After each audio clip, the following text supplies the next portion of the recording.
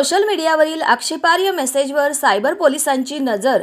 नागपूर येथील घटनेनंतर सोलापूर शहर ग्रामीण पोलिसांचा सायबर सेल अलर्ट झाला असून व्हॉट्सअप, फेसबुक, स्नॅपचॅट, इंस्टाग्राम अशा सोशल मीडियावरील आक्षेपार्ह पोस्टवर दररोज 24 तास लक्ष ठेवले जात आहे। दोन समाजात, धर्मात तेढ निर्माण होणारी पोस्ट प्रसारित करणाऱ्यांवर प्रतिबंधात्मक कारवाई केली जात आहे। सोशल मीडियावर आक्षेपार्ह पोस्ट टाकणाऱ्यावरील प्रतिबंधक कारवाईचा अधिकार आता सहाय्यक पोलीस आयुक्तांकडून पोलीस उपायुक्तांकडे देण्यात आला आहे।